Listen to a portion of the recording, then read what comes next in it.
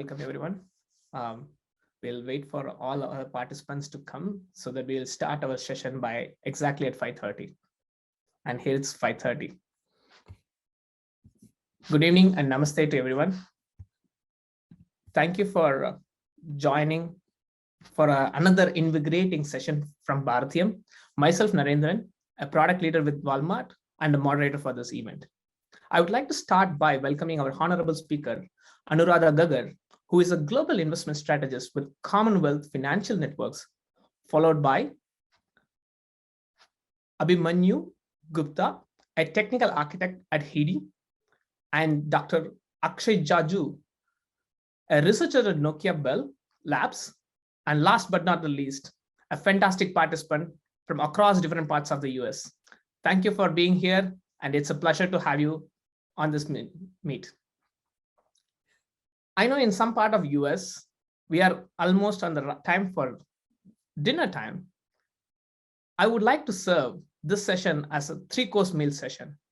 What I mean by 3-course meal is that before I go there, can I get a pulse from audience? Who likes 3-course meals? Can you give a reaction using your reaction buttons so that we can see how many of you likes or enjoys a 3-course meal? I could see a couple of you reacting. All right. Well, today I would like to give you a 3-course meal, which is going to be as delightful as a 3-course meal, which you'll have in a restaurant. It comprises of 3 parts. One is appetizer part, which then the second one is the main course, and the third one, of course, the dessert. The first one, here the 3-course meal is focused on not just a food, it's a food for thoughts. Without much ado, let me open up for the appetizer. And to start off, we have here Abhimanyu Gupta ji. Abhimanyu Gupta ji is a national coordinator of Professional Council and Vice President of Technology at Bharatiyam. He studied electrical and computer engineering at NYU School of Engineering. He lives in New Jersey and works as a technical architect at HEDI. He's planning to leave the taste of what is Bharatiyam for you as an appetizer. Over to you, Mr. Abhinavji.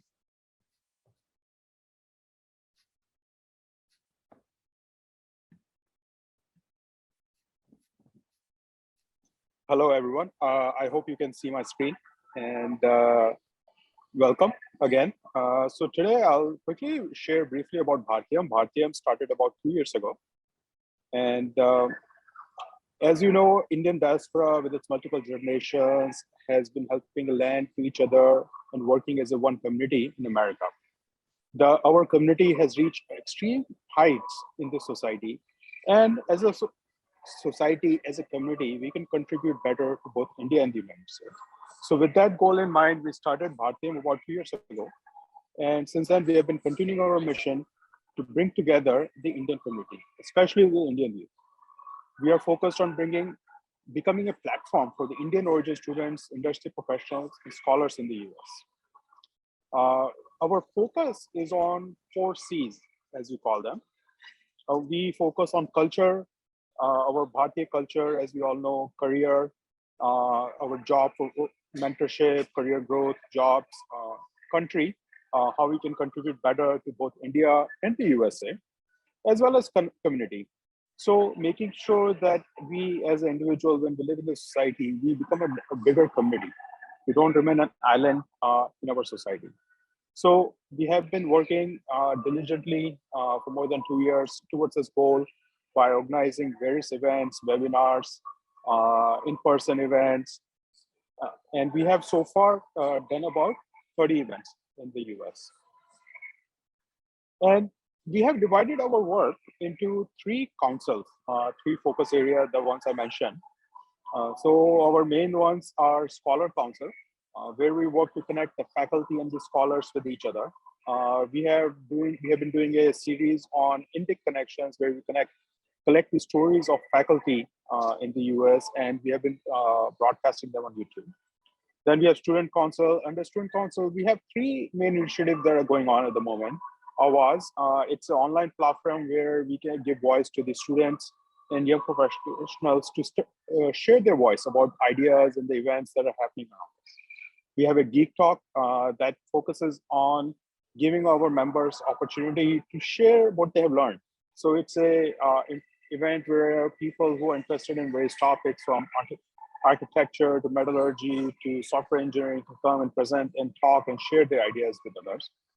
At the same time, we are working with Indian Student Association across the US to help them promote Indian culture, help them promote Indian community by providing them resources through Bharatiyam.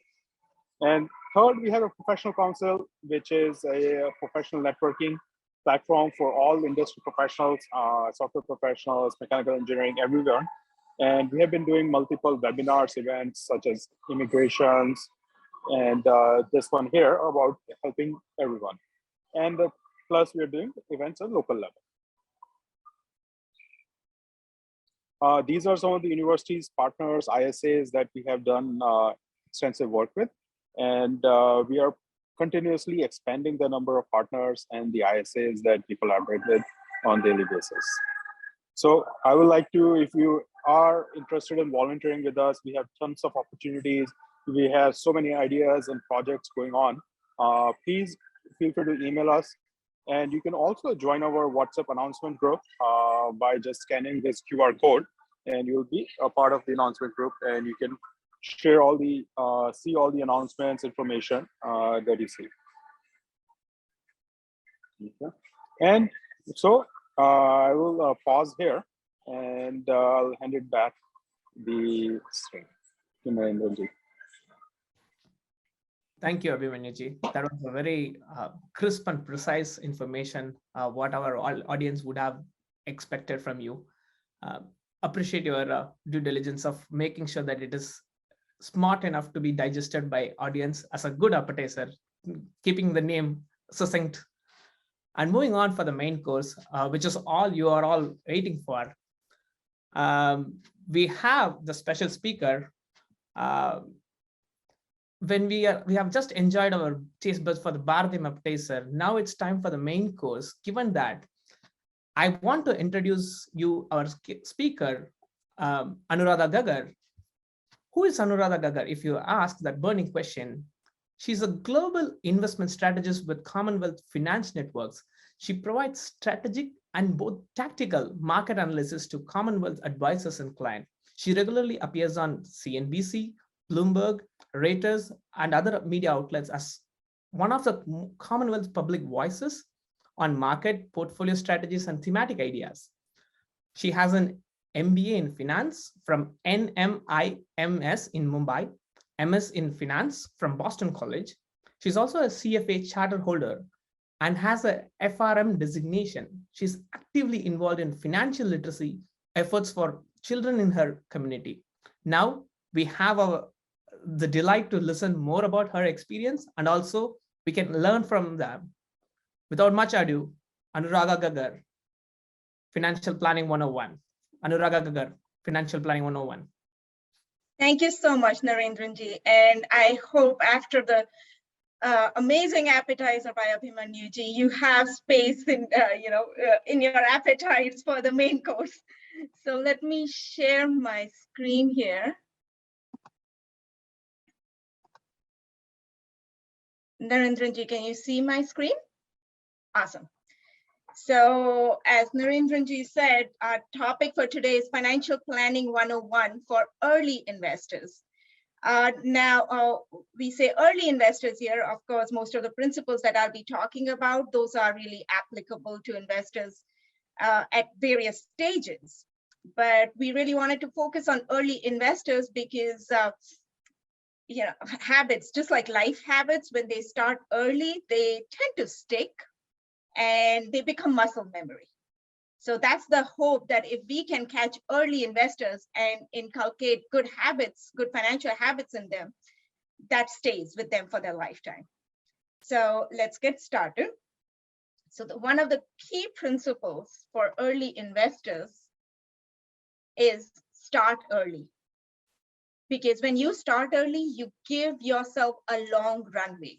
You give yourself a long time horizon for your money to work for yourself. we've all read about compound interest and we all know how it works. We all know how the calculations behind it work. So in compound interest, in Albert Einstein's words, is the eighth wonder of the world. He who understands it, earns it. He who doesn't, pays it. So, just like when we borrow and we pay the minimums, then we are paying the compound interest over a lifetime. But when we invest, we are earning the compound interest over a lifetime. So just to give you a more concrete example of how that works, let's say you invest $500 every month for 20 years with a return of 7%, which is very reasonable given what equity markets generally return. And adjusted for inflation of 3%, which I took a slightly higher number given where inflation is right now, but historically for the last several years, inflation hasn't even been 3%. So if you invest $500 for every month for 20 years, that will grow to $181,000 in 20 years. That's the power of compounding. And so that was a hypothetical example. But what I'm showing here is a growth of $10,000. And this is just $10,000 one-time investment that you do 20 years ago. If you invested it in the total US stock market, what would you end up with today? Almost $66,000. That's the power of compounding. The second principle I want to talk about is consistency. You don't just need to start early, but you need to stay consistent with your investing. And just to give you an example, we're looking at two people's strategy, Boris's strategy and Abby's strategy. So Boris buys and holds. So he starts on year one with $400. He thinks he's buying stock X, let's say, and he thinks it's at $10. It's a great price. He wants to invest all his money in it, and he thinks it'll grow to 20, 30. You never know where it grows. So he invests everything, all his $400 at a price of $10 a share. So he buys 40 shares. Now, unfortunately, prices drop to $5. Now he's kind of freaking out. Price drops to $2. He's like really freaked out. Price rise to $10 by year 4. He's done. He's had it, right? So he wants to just get out of the market. So what he does is at $10 per share, he goes and he sells all the shares that he has, right? He had 40 shares, $10 per share. He ends up where he began at $400. Now, let's look at Abby's strategy. Abby, she doesn't want to time the market. So what she does is she consistently every single year invests $100 in the same X share. The first year, she can buy it at $10 per share. So she buys 10 shares.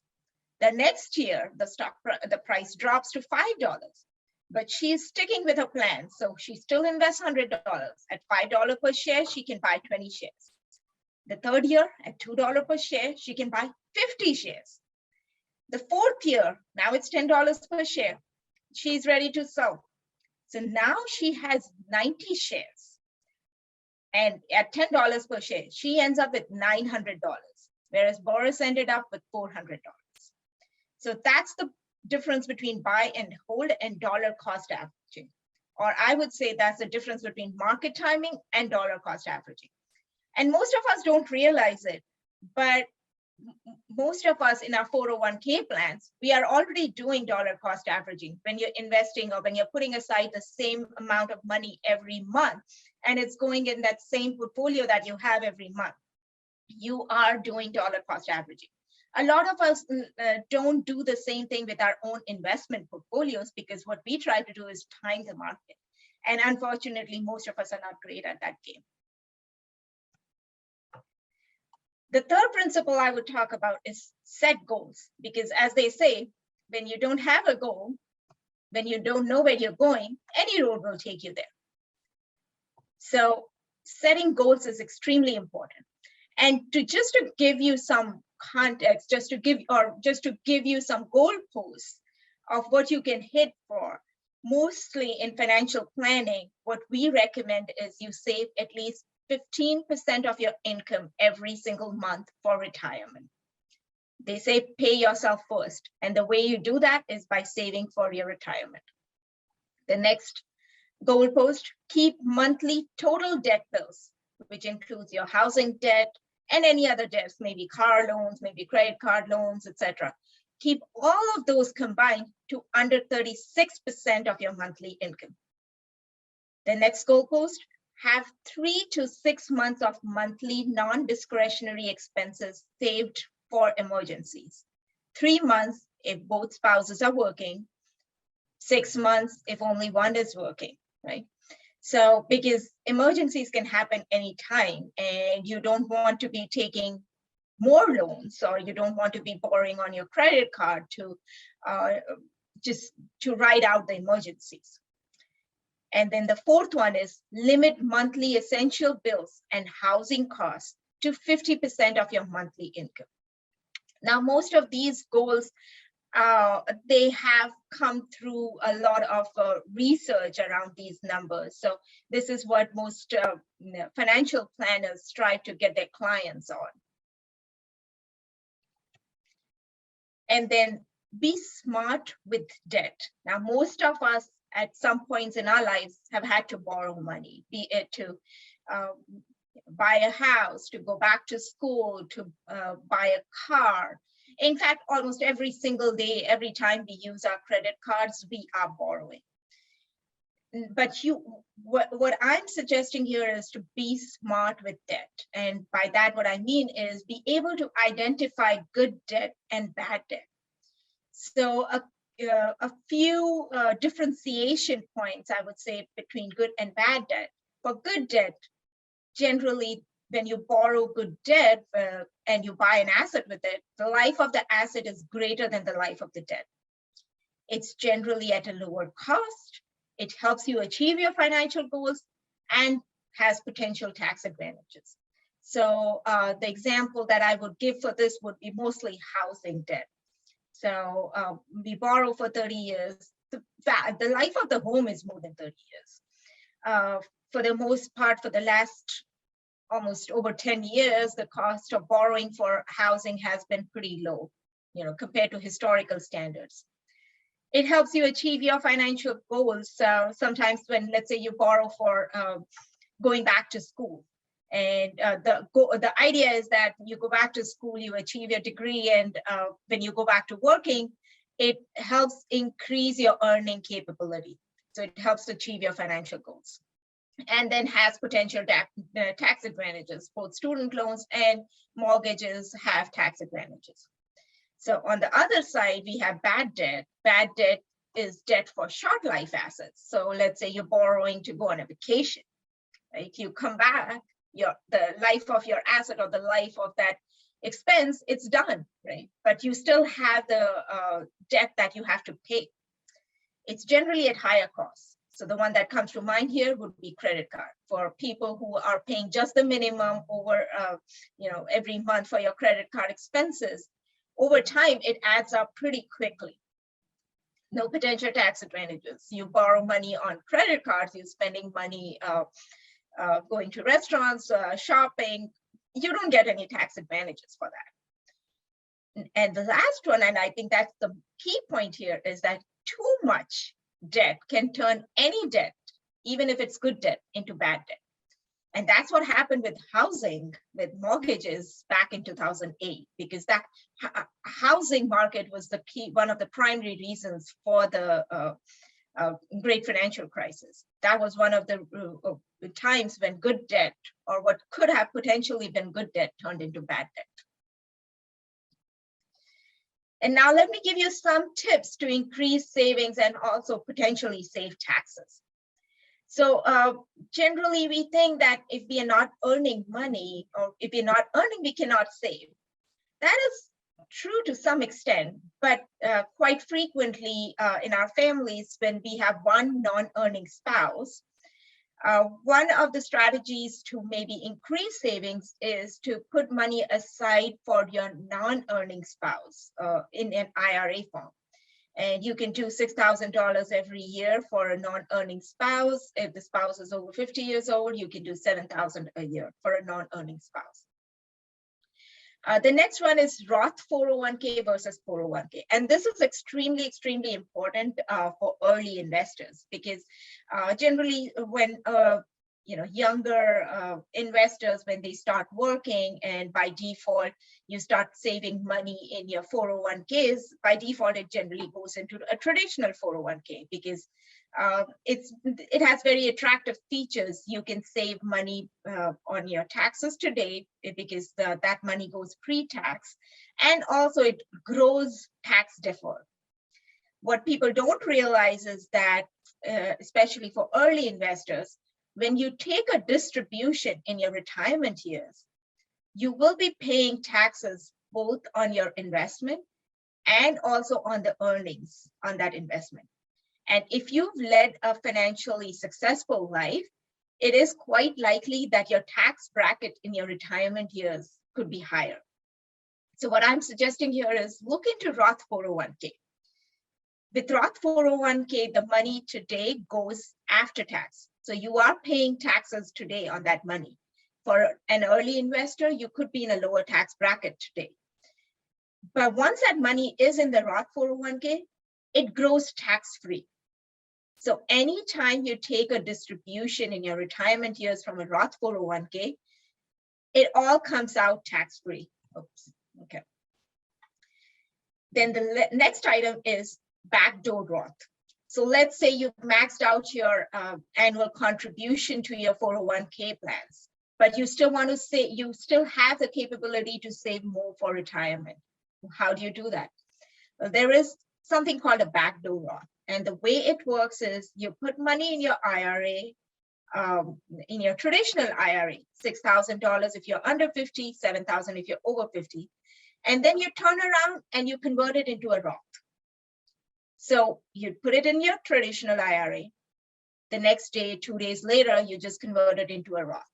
Now what you did is you increased your retirement saving by an additional $6,000 or $7,000 a year, and it is growing tax-free.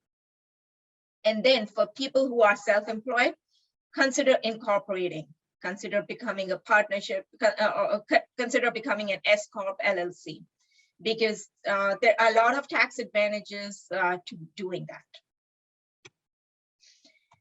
The next principle I would talk about, so you have, you went to school, you've acquired degrees, you are earning well, and you're saving, you're doing all the right things. But you also need to secure your family's financial future.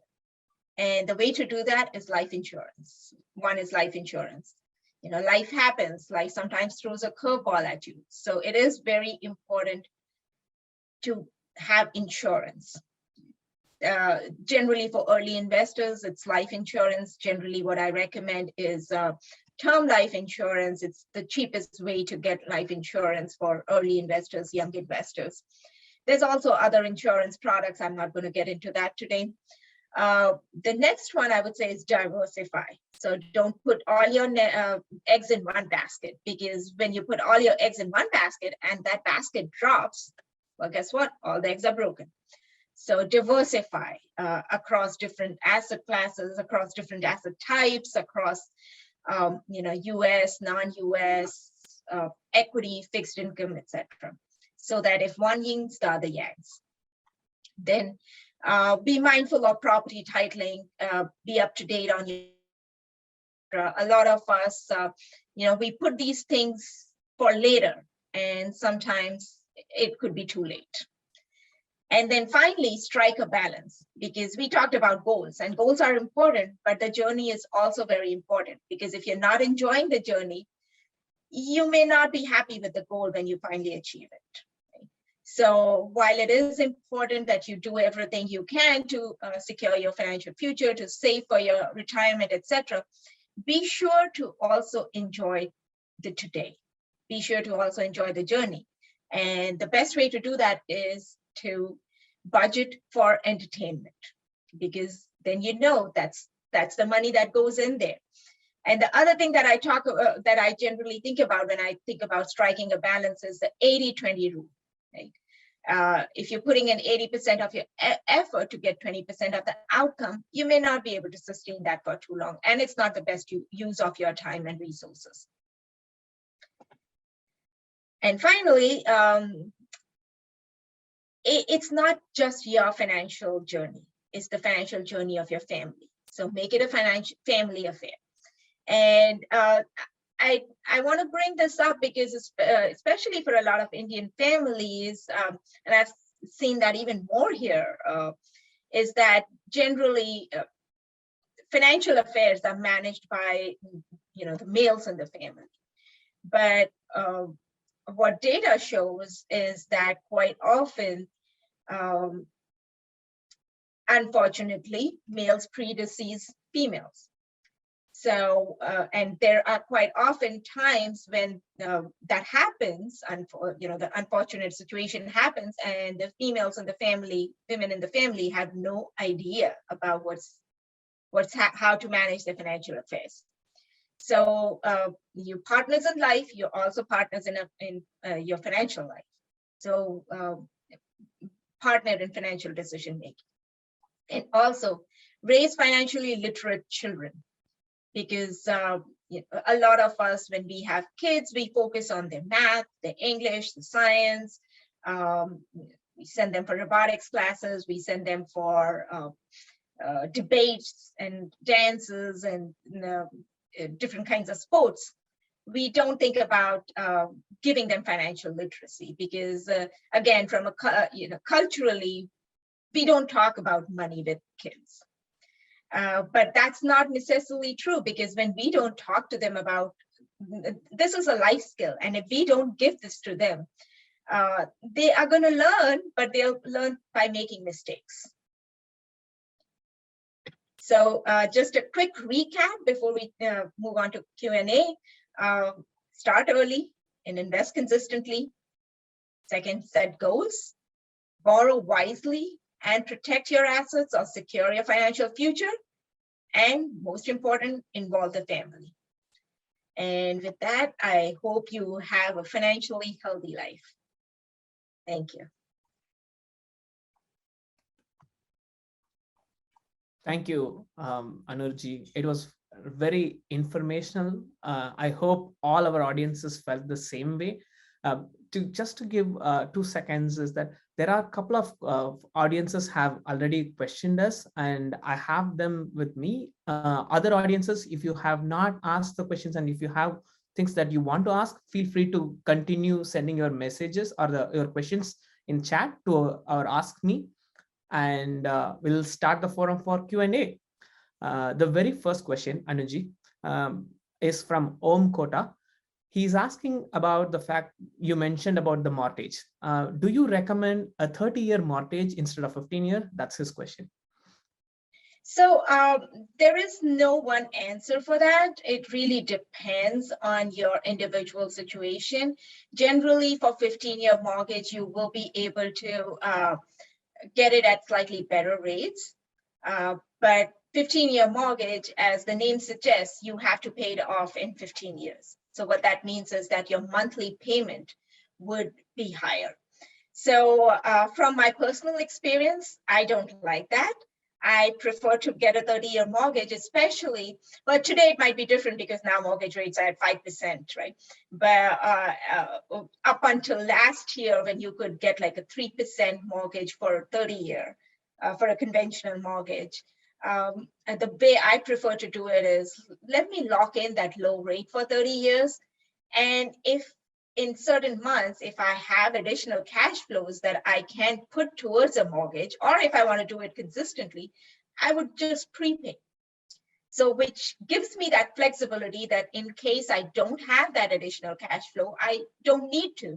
When I do have it, I can prepay and still get to that 15-year mortgage, that same balance, slightly higher rate, but with a lot more flexibility.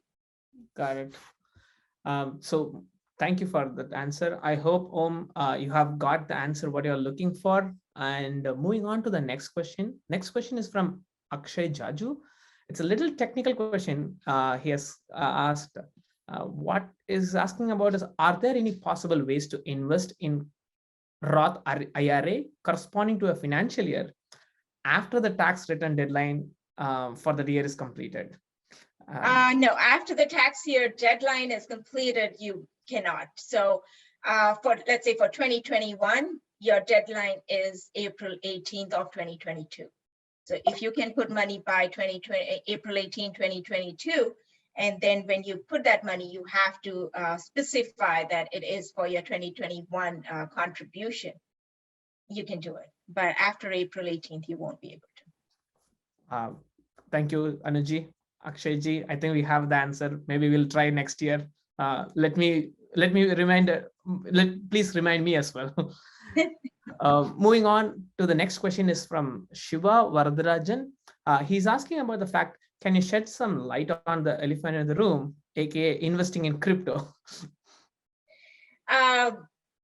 Yeah, so investing in crypto, we generally as a firm, we shy away from it a little bit. As an individual, I have a hard time wrapping my head around it, just because, having grown up learning about finance the traditional way, it's like, if I cannot predict the cash flows, how do I discount it back and get to a value for Bitcoin, right? Now, I think the technology behind it, the blockchain technology, has a lot of value.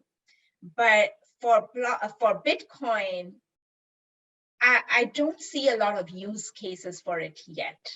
Like I cannot go to my local grocery store and buy with Bitcoins yet.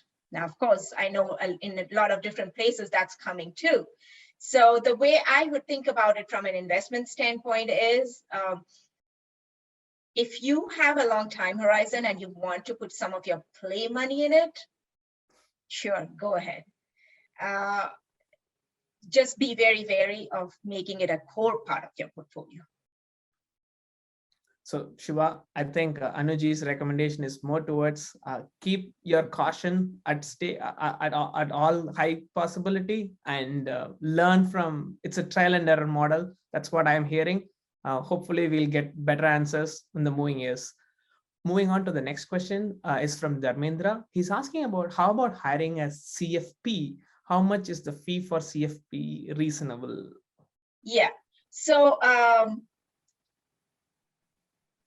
for most CFPs, 1% of your assets is the fee that we generally see in the industry for fee-based investors, for fee-based CFPs. Now, of course, there can be commission-based as well. We generally prefer fee-based, just because then they are not trying to make you trade just so they can earn commissions. Now, having said 1% is like the high watermark. So a lot of CFPs today would be willing to work for lower, just because there is just so much competition in the industry, and there's also competition from robo-advisory platforms, etc. But generally 1% is a standard. Thank you. Hope that answers your question, Dharmendra ji. Moving on to the next question, Anuji. There is one more Anu who is asking, what kind of tax implications we have to think if she wants to work after retirement? Well, it really depends on how much money you're making after retirement, because the tax brackets pretty much stay the same. So if you're making money after retirement and you're also starting to take your RRSPs from your IRAs, 401ks, etc., then it is quite likely that your tax bracket may be even higher in your retirement years than in your pre-retirement. So it really depends. Like, if you've been, it's a good problem to have. Like, you're paying higher taxes because you're making more money. So I know it's a little more subjective answer, so we'll have to have more background information not to answer that question. With that information, I'll move on to next question, which is from Mohan. Can one invest in traditional IRA to the max of 6K or 7K, then also invest in Roth IRA for the same tax year? That's his question. So it depends on if you're also putting money in the 401k. So if you're putting money in the 401k, then you cannot put money in the traditional IRA and get a tax deduction. You can put money in the traditional IRA, that'll be non-deductible. But if you're putting money in the 401k, that has a higher limit. So in your 401k, you can put up to 19,500 last year. I think it's 2,500 this year. So you probably want to go that route if you have the 401k as an option. If you don't have that as an option and you're putting money in your traditional IRA, you get the tax deduction there.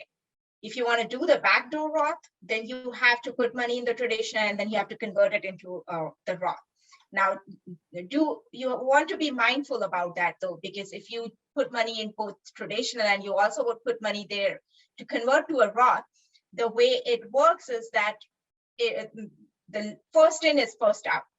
So whatever money went into your traditional first is the one that's getting converted into Roth. So if you've been putting money into traditional for years and you keep it there, and then you convert it into Roth, there could be tax consequences. Thank you, Anuji. Mohanji, I hope you have got the answer what you're seeking for. There was so many information which has comprised from Anuji's statement. At least I still haven't able to understand completely. But yeah, no, it's a little complex. It's like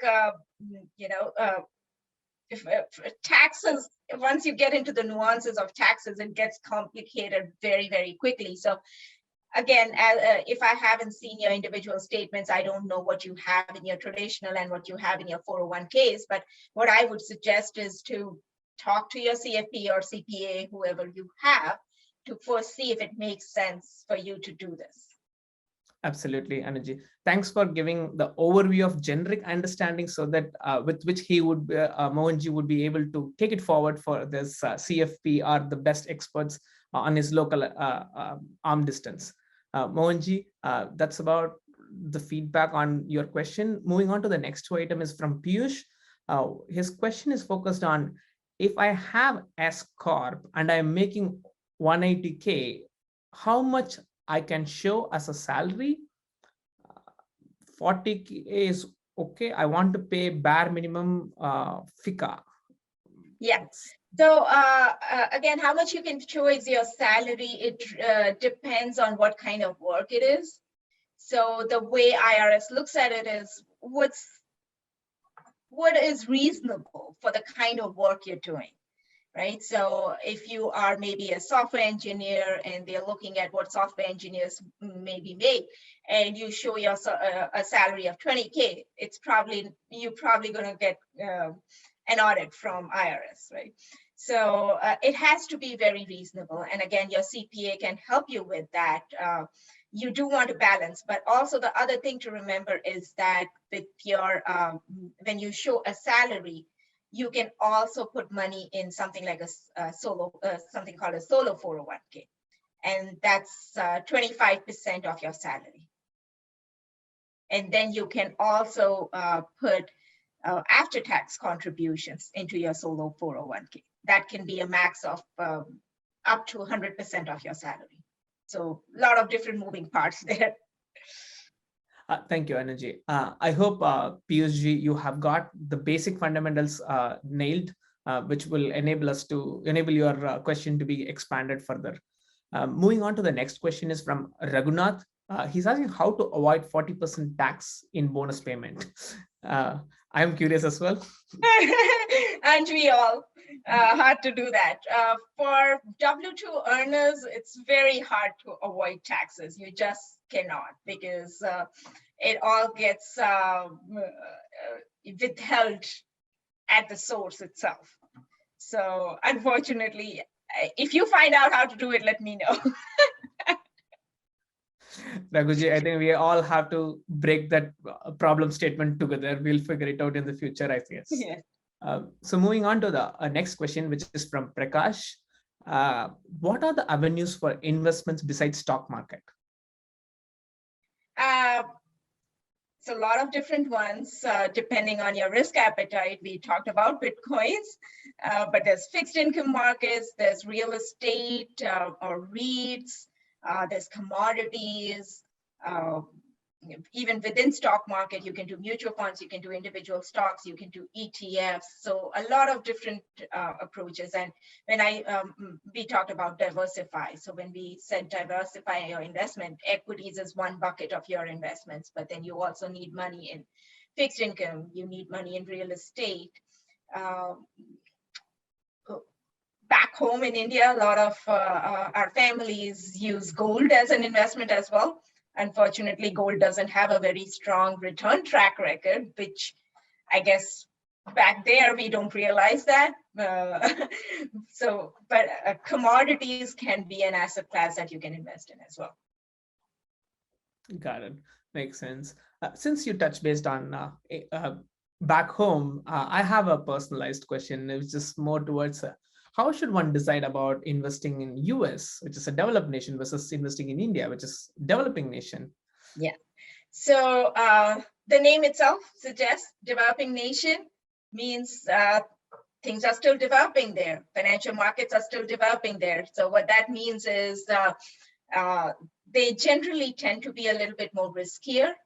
So there's more ups and downs, and that was at full display earlier this year when the Ukraine-Russia escalation happened and emerging markets, all markets dropped, emerging markets dropped even more. And in the last few weeks, US markets, even developed markets outside of US have come back quite strongly, but emerging markets still have a lot of catching up to do.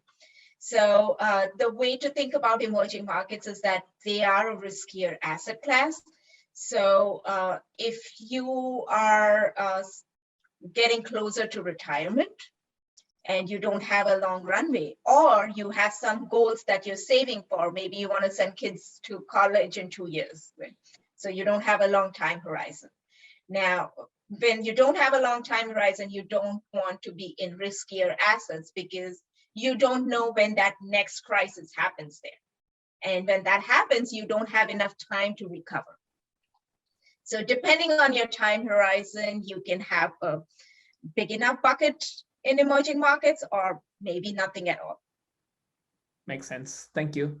And moving on to the next question of the day is that Meena is asking, any additional way to save on taxes for high earning household after reaching max limits of 401k and HSA? Yeah, so it's 401k. Then the other one that I talked about was Roth. If you have an S corp, so if you're self-employed and you have your own business, then there are more ways to save. Unfortunately, for W-2 earners, as we said, it's very, very limited. Mortgage, so if you have a mortgage, interest is tax deductible up to a certain limit. So those are pretty much the only ways to save taxes. Charity, of course, but other than that, for W-2 earners, it's very, very limited. Got it.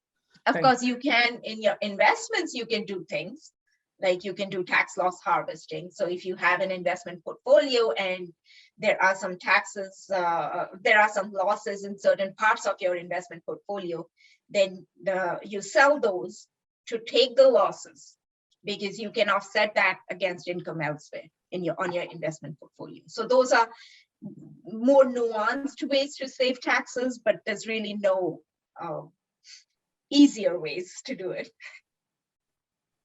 Thank you, Energy.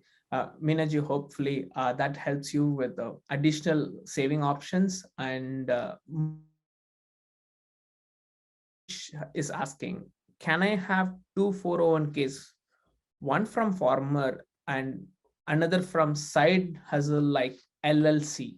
Yes, you can absolutely do that. And when I said that from if you have a side hustle or you have you are self-employed, there's more avenues to save. That's exactly what I meant. So if you have a side hustle and you set up a solo 401k for that, so as I mentioned before, 25% of your salary that you're paying to yourself can go into the solo 401k from the employer, which is the S Corp.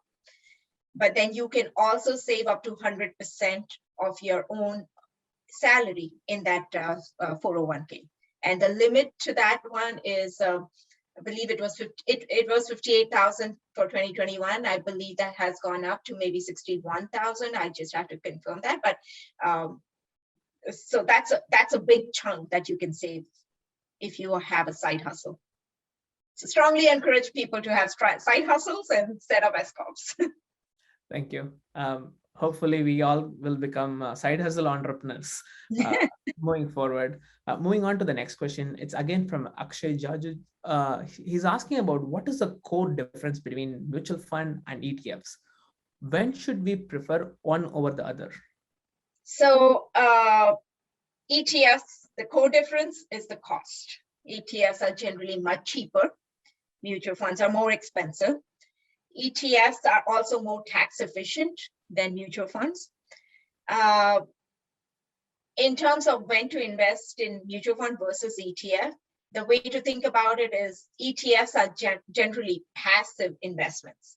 What that means is that there's usually like a computer model that is powering that ETF portfolio, right? So they're generally following an index. So if you invest in, let's say, SPY, it follows the S&P 500 index. What that means is that it will get you the returns of the S&P 500 minus the expenses, right?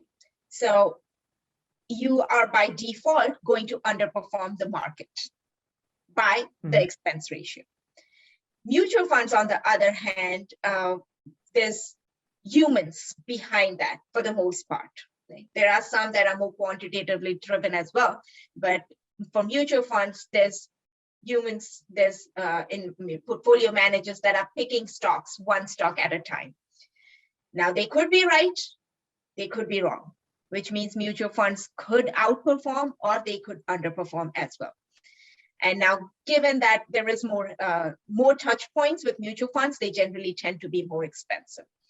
The other key difference between mutual fund and ETF would be just the level of transparency.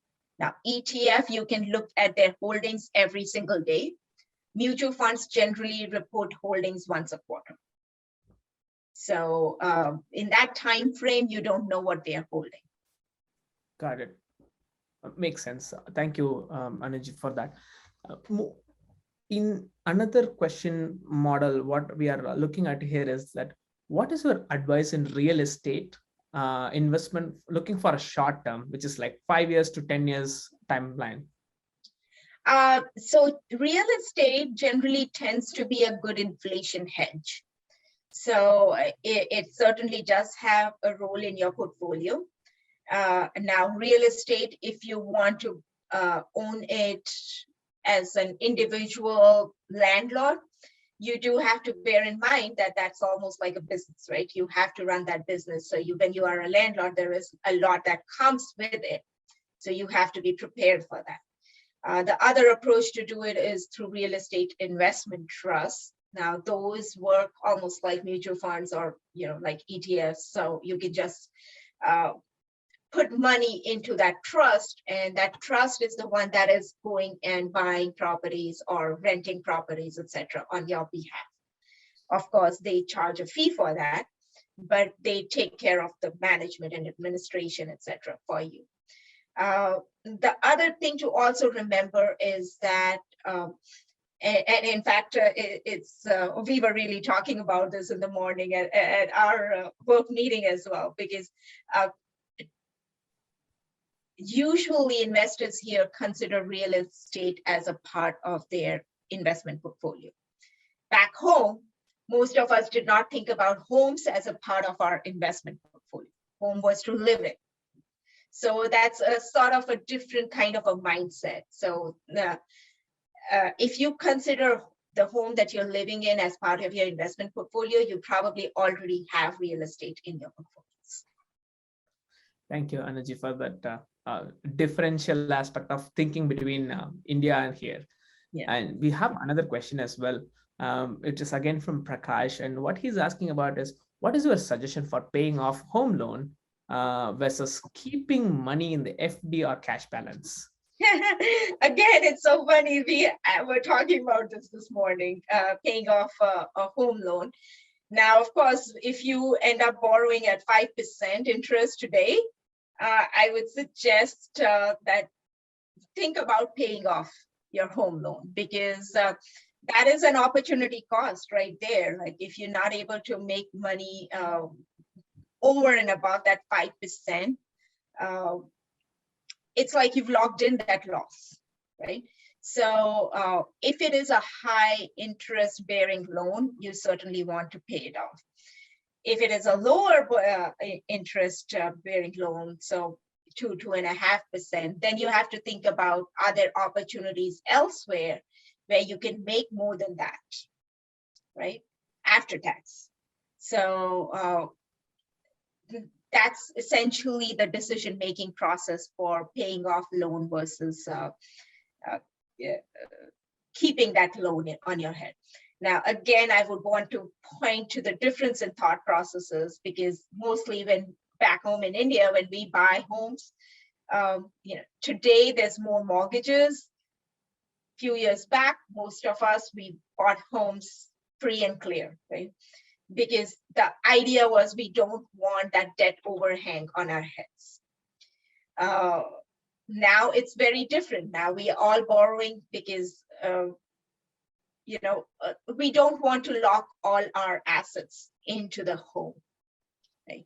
So that's the other thought process. It's if you pay off your loan, it's illiquid, right? You can take home equity loan, but for the most part, that money is illiquid. It's not available to you to maybe buy another rental property, or to maybe put money in your equities, or to do something else with it. So there's a lot of different elements that need to be thought of when you decide on whether to pay off or keep that loan. Got it. So to put it in the perspective is that the decision is more towards the fact how much interest rate you are paying monthly. Yes. That's one lesson I could absolve from. And the second aspect is towards the fact back home, the loan perspective was considered as not a good practice, but now it's changing. We should explore that avenue more in order to make use of that loan as a cushion for us to invest in other assets. That's right. Moving on to the next question is that what do you think of investing in fundraise for real estate? I am fundraising for real estate. Is that sort of like in an investing club, like a lot of people put money together, pool the money and then invest in real estate? Fundraising is what I'm reading. Can we get an additional context from the writer maybe? Do you mind posting it in the chat? While that's happening, I would like to ask a different question, is that as we are talking about mutual fund, ETF, and all other common funding models or investing models, there are always like individual stocks which people go for. We have to evaluate a company. What are the good practices we should, as a new investor, should keep conscious while investing in new stocks? Yes, so a lot of us, we get that that kick from investing in individual stocks, because it's like, it's a nice way to brag. I picked Apple when it was at $10 and look where it is today. I will say that it is very, very difficult, because if you think about, especially for large cap companies, the amount of research coverage and the amount of money that is being thrown into research and quantitative model building, etc., for an individual investors to be able to beat that, it is very, very difficult. To be able to beat that consistently is even tougher. So it's always good for that side gig type of investing, to do individual equities, to have an entire portfolio of individual equities that you are consistently being able to keep up with, it is very tough. Thank you. Thank you, Ananji. Moving on to the next question is that it is related to credit score. Credit score has always been treated as the index point for ability to get a loan for a car, whether it's for a house. What's your advice for a person who is starting their career, so that how much credit score they need to try and maintain? Because some people say that you have to borrow a lot, spend a lot in order to get good credit score. Is it true? You have to have a lot of borrowing power. Not necessarily to borrow, but you have a lot of borrowing power, and to whatever you're borrowing to pay it back on time. So if you are paying back just the minimum on your credit cards and rolling over the rest, you're not doing yourself and your credit score any favors. So one thing that I have learned is, you have a lot of credit cards, don't close your credit cards, don't use them. So you have that borrowing power. You don't have to use it, because you don't want to go down that rabbit hole of borrowing and then paying and then borrowing and paying that loan, debt, etc., or interest, etc. It's always good, because when you have a lot of borrowing power, what the message that it's sending to financial institutions is, you have that ability to borrow. You don't need to. Interesting. Thank you. Those are some, I think, some people's mythical observation of the market. Thank you for cracking those things down. Looks like I have one last question before I wrap up. One kind request for our friends is that there will be some polling option from our volunteers. Please feel free to take those precious time to respond to them. And this will be the last question. Please keep your questions on board, and once we get next time, we'll definitely encourage more opportunities. Here I have the last question, which says that my son, who is 22 years old, has earned 20K from his job, but he is staying with me and completely dependent on him for food, shelter, etc. Should this person, the father, claim him as a dependent in tax filing, club his W-2 with his and bear 30% or more taxes, or ask him to file separately? So I'm not a tax expert, so I would defer to a CPA on that. I can just give you some high-level comments, which is, if you are paying more than 50% of support for your son, then you will have to claim him as your dependent, which means that that earned income from your son will flow into your income taxes. If it's less than 20% and your son's paying for most of his own living expenses, then he can file for his own taxes, and that way he will be in a much lower tax bracket. Got it. But of course, those are just high-level comments. I would certainly recommend going to a CPA. So thank you for the holistic informational session and addressing all the concerns or questions and clarifications that our audiences had. I hope our audiences have enjoyed the meal, which went as a buffet session. So you kept on asking for different flavors and she kept on serving you. Hope that's not completely full for all of you. We still have dessert. And in order to give you guys the dessert you deserve, now a miraculous stomach behavior is having the ability of our stomach to have a dessert after a full course meal. I would like to call Akshay ji, as Akshay Jaju ji, Who is Akshay Ji, if you ask? He's the Executive Vice President of Bharatiyam. He works as a researcher at Nokia Bell Labs. He's also recently graduated from Purdue University with PhD in computer science. Over to you, Akshay Ji, for the word of thanks. Thank you, Narendran. Good evening and namaste, everyone. On behalf of Bharatiyam USA, I want to thank you, Anuradha Ji, for sharing your thoughts with us and for your time. A big thanks to all of our audience members today for joining and really your insightful questions, which has helped not only to clarify your doubts, but to everyone else who was listening. And I also want to thank some student organizations who have helped us with publicity of this event. The ISA of University of Michigan, Think India Purdue at Purdue University, ISA of Kansas State University, UT Arlington, and Purdue Northwest University. And I also want to thank our Bharatiyam Boston, Bay Area, and Indiana chapter team for helping with coordination and publicity of the event. And thank you, everyone. I hope to see you all at our upcoming events.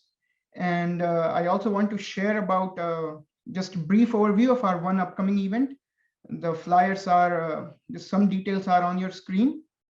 It's going to be on April 10th, 5 p.m. Eastern. And the event is about how does hiring process and interviewing process is going to evolve post-pandemic and how it was pre-pandemic. We have a very great panel set up there. So join our announcement WhatsApp group, which has no spams, or follow one of our Facebook or Instagram pages for more updates about the event, and do not miss it. So hope to see you all there, and thank you everyone. Good night. Over to you, Narendran, if any other announcements. Thank you, G. That was a fun-filled session. We have had our full course meal.